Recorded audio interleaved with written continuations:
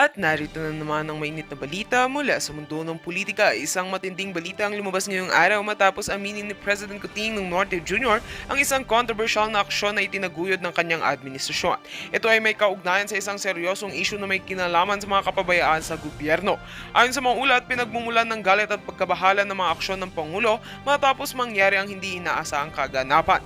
Ang Korte Suprema ng bansa ay naglabas na ng isang warrant of arrest laban kay PBBM, kasunod ng kanyang pag-amin sa mga aligasyong ito. Naging sentro ng kontrobersya ang mga pahayag ni Pangulo hinggil sa mga hakbang na tinutulan ng ilang sektor ng lipunan. Ang mga akusasyon laban kay PBBM ay may kinalaman sa mga hindi tamang desisyon sa mga usaping pang-ekonomiya at kalikasan na naging sanhi ng malawakang pagkasira at pagkatalo sa mga mamamayan. Ayon sa mga eksperto, ang mga hakbang na ito ay may labag sa mga itinakdang batas at mga kasunduan, kaya't hindi na makapagtataka na magbigay na ng utos ang Korte Suprema upang magsimula ng legal na proseso laban sa Pangulo. Ang Korte Suprema ay nag-issue ng warrant of arrest matapos ang isang linggong investigasyon. Ayon sa mga abogado, hindi nila inasahan na ang pinakamataas na leader ng bansa ay mapapalagay sa ilalim ng matinding scrutiny ng batas. Sa ilalim ng warrant na inilabas, kinakailangan ng Pangulo na humarap sa hukuman at magpaliwanag hinggil sa mga isyu na nakapalibot sa kanyang administrasyon. Ang hakbang na ito ay isang malinaw na pahayag na walang sinuman kahit ang pinakamataas na leader ng bansa ang ligtas sa batas. Samantala, nagbigay na ng kanilang reaksyon ng ilang mga leader ng oposisyon at mga kritiko ng administrasyon. Ayon kay Senator Risa Hontiveros, ang hakbang na ito ay isang palatandaan ng pananagutan at hindi na dapat palampasin ang mga pagkakamali ng mga nasa mataas na posisyon. Samantala, si House Speaker Martin Tambalos Los Romualdez ay nagbigay ng mensahe ng suporta kay PBBM. Sinabing ang mga akusasyong ito ay walang batayan at isang pagtatangka lamang upang pahinain ang kanyang gobyerno. Sa ngayon, patuloy ang mga kaganapan na ito sa mga korte at inaasahang magiging makulay ang mga susunod na linggo. Anuman ang kahihinatnan ng kaso, ito ay magbibigay ng mahalagang mensahe ukol sa pananagutan sa gobyerno. Abangan ang mga susunod na balita para sa karagdagang detalye ukol sa isyong ito. At yan nga ang mga balitang ating pagkakatutukan, at kung bago ka pa lamang sa aking channel ay huwag kakalimutang mag-like, share and subscribe para updated ka sa aming mga bagong balita dito sa Tatak Pinas.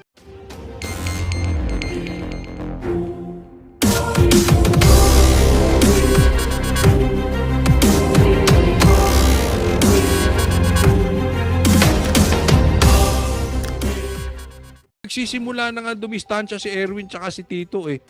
Ayaw nila ng negative campaigning. O, di ba? Grupo mo mismo nilalaglag ka. Grupo mo wala kang influence. Inutil ka. I mean, you are a useless leader. Natuwan-tuwa, sumisigaw. Tuwan-tuwa pagka yung ating mga Coast Guard ay binobomba ng mga malalaking barko. Sinong natutuwa? Sino sumisigaw? Fake news ka na naman. Ang bubudol ka na naman, Marcos. Katangian mo talaga.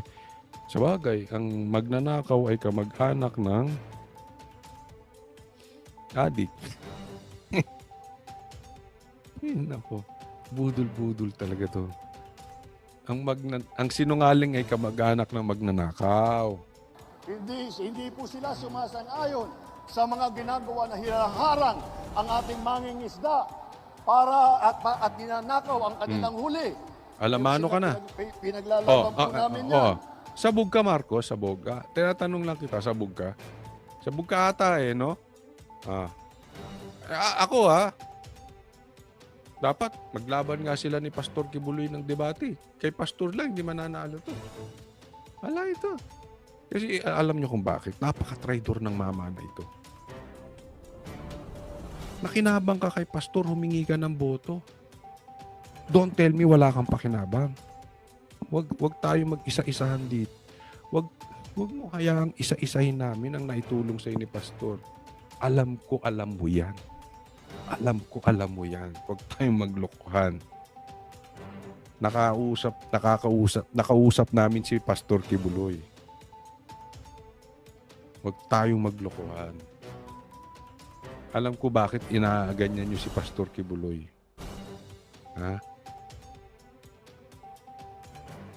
Traidor ka lang sadya. Diba? Well, katangian ng adik yan eh. Sabi ko nga, hanggat hindi ito nagpapadrug drug test, Adik ang tawag dito ng mga Pilipino. Wala sa kanila ang nagtataguyod ng mga Tingnan mo, parang binabasa na lang, hirap na hirap pa. Nakita mo yung speech ni Marcos, ay ni PRRD? Diba? Kalmado. Relax ka lang, Brad. Relax. Ikaw ang presidente. Kalma. Agitated ka, para ka nakatira ng heroin eh. Kalma lang.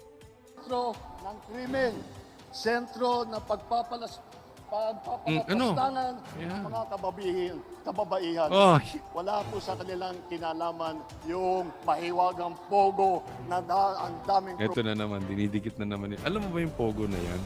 Ididikit din sa aming mga DDS vloggers o sa aming Team Suka vloggers. Didikit niyan. Sinabi na yan ni Barbers eh. Iimbestigahan yung mga vloggers patungkol sa pogo. O, tas anong gagawin? Yung pogo ang nagpipinan sa mga vloggers ni PRRD. Di ba? Tanga! Hindi po mura yon. Halimbawa, ako'y patawag at ako'y nababalitaan ko, ako'y nasa listahan na. Alam nyo, may sulat na daw na pinapadala. May intel ako na kasama na po tayo sa listahan. 4 na po kaming banateros kasama sa listahan. Kahit anong piga mo, wala ka makukuhang piga sa amin na bahid droga at bahid pogo. Una sa lahat, ayoko ng gambling. Kahit idikit mo ng idikit yan, alam ng mga tao sa paligid ko, ayaw ko ng droga, ayaw ko ng sugal. Kaya bahala kayo. Wala kayong mahanap na ebidensya patungkol sa sugal sa akin. Kahit saan, halughuguin mo mga kasino, halughugin nyo ang mga tapes, video ng mga pogo. You've got nothing on me. Good luck sa inyo. Pogo pa more. Bobo rin talaga itong mga to. problemang binigay sa atin, ang daming sinaktan ng ating mga kababayan. Tayo ngayon ay kumaharap sa ating Marcos, parang nangingitim ka. Hindi, maitim din ako pero there's something with Marcos. Hindi naman to nagta-tricycle. Hindi naman to nagbibisikleta. tinitingnan po natin kung saan ang tutunguan ng Pilipinas. Yan po ang halaga nitong eleksyon po na ito. Ang mahalaga ang eleksyon na ito dahil sa eleksyon ito, sa pagboboto ninyo, Ano? mamimili po kayo Nang ano? kung tayo Ng ba adik. ay babalik. Kung tayo ba ay babalik. Look at the crowd. They don't even care what you are saying. Sa Tagalog, adik ka. Hoy, sa pool, di ba? Wala eh. Kayo, mga bashers, I dare you, punta kayo sa rally ng PDP na nandun si PRRD. Ang layo. Sa panahon Alam nyo, may ikukwento akong konti, no? Patungkol sa rally. Pero mamaya. na gusto na ating mga liderato ay ang Pilipinas magiging probinsya na. Yan. Yung tungkol kay... I-compare nyo po ang proclamation ng PDP ay ng Team Sinusuka compared sa proclamation ni Pastor Kibuloy. Napakaayos po ng proclamation ni Pastor Kibuloy. And first time na ang proclamation ng isang tao nationwide ginawa. Sabay-sabay. Buong Pilipinas. And very systematic. Ito I'm just hindi ko sinisiraan ng PDP. But I'm just telling you the truth. Tinalo pa ng proclamation ni Pastor Kibuloy ang Team Alyansa ni Bongbong Marcos. At tinalo, kahit i-compare mo sa proclamation ng PDP, I was there.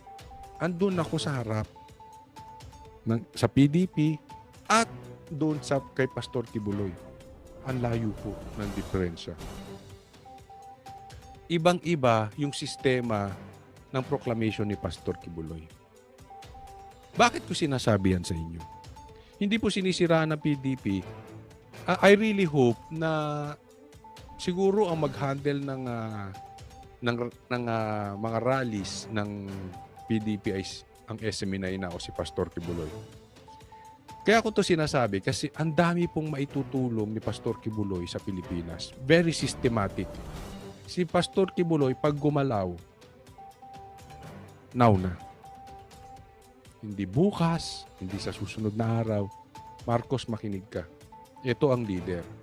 Now na. Pangalawa, iyan po ay katangian. Alam nyo, hindi ito dahil sa ako'y nasa SMI kaya pinipuri ko si Pastor Kibuloy. Pero dahil sa araw-araw po kami sa SMNI, alam ko yung sistema ng SMNI. Grabe po. Ang galing po ng sistema ni Pastor Kibuloy. And kaya sinasabi ko sa inyo, kung nagagawa ng isang tao talunin yung maraming, doon na lang sa proclamation, diretsuhin na natin na maraming politikong involved, nahihigitan pa ni Pastor Kibuloy. Anong ibig sabihin nun? Pag ito'y nakaupo ng senador, hindi po pwedeng hindi ito gagalaw. Agad-agad. At may sistema. Meron siyang sariling makinarya. Kaya nga hindi niya kailangan to sila Marcos eh. May sarili siyang makinarya, may sarili siyang pera, may sarili siyang guard, may sarili siyang camera, may sarili siyang network, may sarili siyang bahay, may sarili... Kumpleto po si Pastor Kibuloy. Kaya niyang i-apply. Mali yung sistema, maayos agad.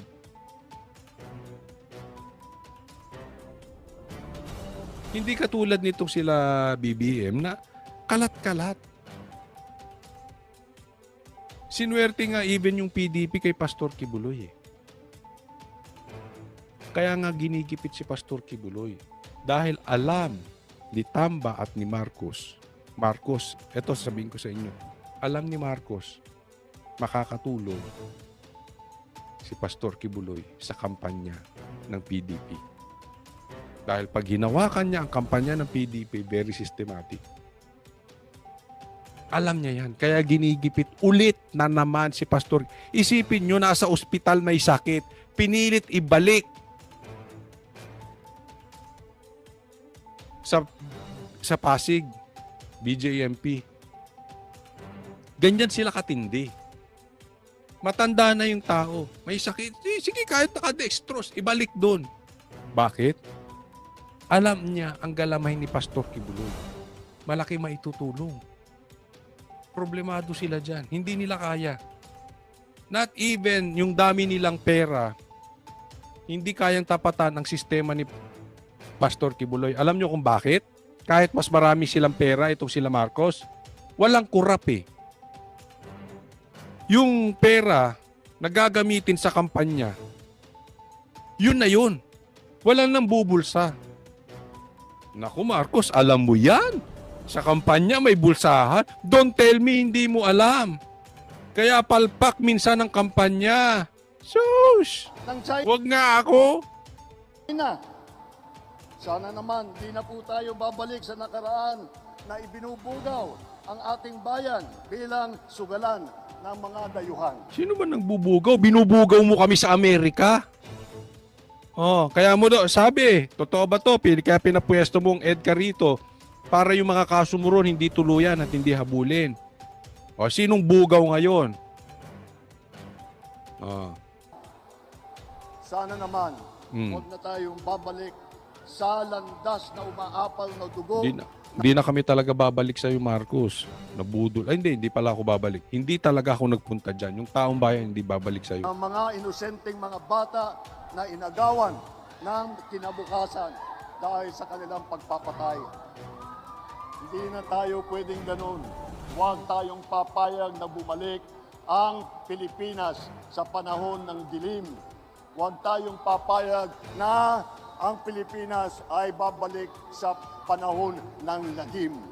Ito po ang ating pagkakataon na dalhin ang Pilipinas sa magandang lugar. Ito ang ating pagkakataon. Parang sabog si Marcos eh, no? Ano sa opinion nyo? Lagay nyo nga. Parang sabog eh. na maglagay po tayo ng ating mga leader na sila ang mangunguna para dalhin ang Pilipinas sa mas magandang kinabukasan, ang isang Pilipinas na progresibo. Pilipinas na progressive. 3 taong ka na wala kang nagawa.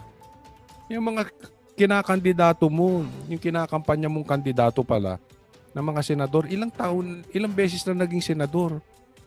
Progresibo ba Pilipinas? Di ka ba talaga, Marcos? Ano pinagsasabi mo? Talagang sabog ito. Anong progresibo? Asan ang progresibo, Anong tulay na nagawa mo? Ang isang Pilipinas na may malasakit para sa isa't isa. Ano may malasakit? Balita ko nga, pati yung malasakit center, tinanggalan nyo ng budget. Yung malasakit center ni Senator Bongo. Totoo ba yon? May malasakit. Yung malasakit center ni Bongo, tinanggal nyo. Ang maganda para sa Pilipinas na Ewan ko lahat sa inyo, ng Pilipino po alaman. kapit-bisig, sabay-sabay, tungo. Tama na yan, Marcos. Next na tayo, buisit. Ito naman. Pag-usapan naman natin itong aso ni Tamba. Tinuligsa ni House Assistant Majority Leader Tingog Party List Representative Jude Asidre ang pahayag ni dating Pangulong Rodrigo Duterte sa mga senador. Ginawa ng dating punong ehekutibo ang pahayag sa proclamation rally ng pinangungunahang political party, ang PDP Laban. Marami kasi sila. Ano dapat ang gawin natin? Natin yung mga senador ngayon para mabakante. Kung tayo ng mga 15 na senador, pasok na tayo lahat. Ayon kay Congressman Asidre, talagang mag-ama nga sina dating Pangulong Duterte at VP Talagang mag-ama daw si PRRD tsaka si Inday. Bakit? Yung mga anak ba ni Marcos, di niya anak? Ni BBM, di mo niya anak? Talagang mag-ama yan. Si PRRD tsaka si Sara. Siguro may alam ka, si Dre, no? Hindi anak ni Marcos yung mga anak niya. Kaninong anak yon? Ikaw may sabi niya na talagang anak niya. Anak talaga ng presidente yan si Inday. Yung anak ni Marcos, anak niya ba talaga? Nagtatanong lang. Sara. Kabilang sa articles of impeachment laban kay VP Duterte ang ginawa nitong pagbabanta umano kina Pangulong Bongbong Marcos Titingting na mo ang labi. Diba? Jr., First Lady Lisa Araneta Marcos at House Speaker Hindi mapirmi. Pirmi mo nga yung bunganga mo. Ulit. Diba? kina Pangulong Bongbong Marcos Jr., First Lady Lisa Araneta Marcos at House Speaker Martin Romualdez. Giit ni Representative Asidre, hindi biro ang pagbabantang pumatay ng opisyal ng gobyerno. Pagpapalaganap anya ito ng kultura ng karahasan at pagpapahina sa demokrasya. Dagdag pa nito, inciting to sedition o grave threats ang pagbabanta sa mga opisyal ng gobyerno at hindi pwedeng baliwalain dahil bantas seguridad. Samantala, Duwag talaga to si Duwag talaga to si Tamba. Kasi alam nyo, may demanda kay Tamba eh. Yung patungkol dito sa blank items. Malaking problema ni Tamba yan. Yan ang pong reality. Ang pinakamalaking balita ngayon, yung criminal act na ginawa ng grupo ni Tamba na blank items. Bawal yun na yan ay mistulang korupsyon. Pagmumula ng korupsyon yan kasi bakit kayo lang ang nag-decide dyan sa budget na yan. Blanco tapos nilagyan nyo ng budget. Alam mo kaduwagan ni ang hinahayaan niya, yun ang issue eh.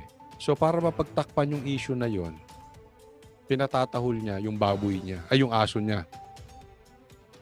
Pinatatahol na ito na laban kay PRRD. Diba? Galit siya kay PRRD kasi si PRRD ang naging plataforma nung demanda na yon. Siya ang naging boses nung demanda na yun eh. No? So, duwag to si Tamba, hindi niya makalaban ng diretso si PRRD. So, yan ang style.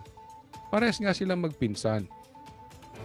Nililigaw nila yung problema. Si Marcos, ang problema, adik. Anong sagot ni Marcos? China. Si Tambaluslos, malaking krimen yung pag-fill up ng blank item sa budget. Anong pinupuna niya? Okay, etong biro ni napapatayin yung 15 na senador para sigurado nang mananalo yung PDP, baka kapasok sila. Alam mo, kahit yung joke na yan, kahit sabihin mo sa isang grade 2, alam nila joke. Samantalang tong aso na ito, hindi niya alam joke. Ganyan po kakitid ang utak ng ating mga politiko ngayon. Sige, tanong nyo sa mga anak ninyong grade 2, grade 3. Alam nila joke yan. Diba? Mapagpatulto mga ito, talagang mahihina ang utak eh. Walain dahil bantas seguridad. Samantala, inudyukan naman ni House Deputy Majority Leader Iloilo 3rd District Representative Lawrence Defensor ang mga senador na umaksyon na sa impeachment complaint laban kay Vice President Sara. May babala rin sa publiko si Congressman Defensor na isa sa magiging House Prosecutor sa nakabinbing impeachment trial ni Vice President Sara Duterte. Hindi biro yon. Conditioning yon para ma-normalize ang salitang pagpatay sa isip ng mga Pilipino. Kasi magiging depensa din yun nila sa impeachment trial. Ayan. Ito, paliwanag ko ha. Mind conditioning yon na nagbibiro si PRRD kasi pagdating sa impeachment ni BP Sara dahil may binanggit si BP Sara na pagpatay, papatayin, i-defense nila na biro, i-defense ng company ng Duterte, ng Team Suka na biro lang. So mind conditioning. So ibig sabihin inuuna na nila kasi gagamitin. Hindi gagamitin ni BP Sara yan. Kasi tanga lang talaga ang hindi nakakaintindi. Ang sabi ni BP Sara napakaliwanag. Na ginugulo nyo lang. Pag ako namatay, patayin mo yung 3 itlog. Patay na ba si BP Sara? Pangalawa, ibig sabihin nun, inaamin nyo na meron talaga kayong tangka, patayin si BP Sara. Kasi ibig sabihin, matutuloy yung pagpatay doon sa 3 itlog. Naiintindihan? Conditional eh. At paano magkakaroon ng threat kung walang namatay o wala namang tinatakot na patayin? Papatayin nga lang kung siya ay namatay. Di ba? So hindi gagawing defense ni PRRD na siya ay nagjo-joke lang.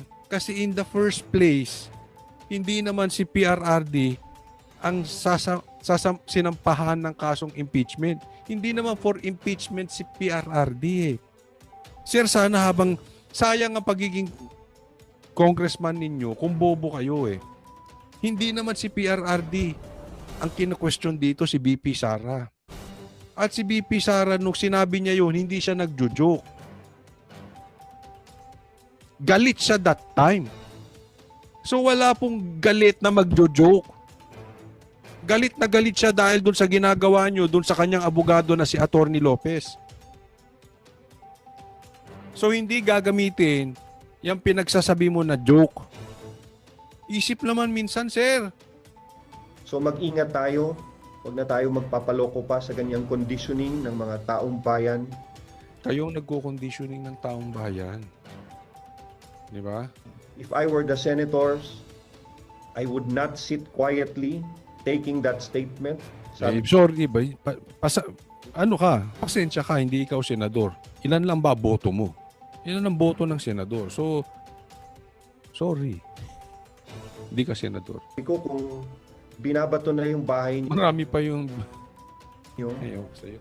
dapat gumising na kayo at tumindig na kung ano yung dapat gawin under the Constitution. And that is to proceed with trial. Proceed forthwith with trial. Ay, nako. Yun pa kay Representative Defensor, marami ng batikang abogado ang nagpahayag ng kagustuhang tumulong sa kanila sa prosecution panel para sa impeachment trial. Dinagsa kami ng mga... Dinagsa sila ng dinagsa. Sorry, hindi kayo senador. Kahit dagsain pa kayo ng lahat ng abogado sa buong Pilipinas.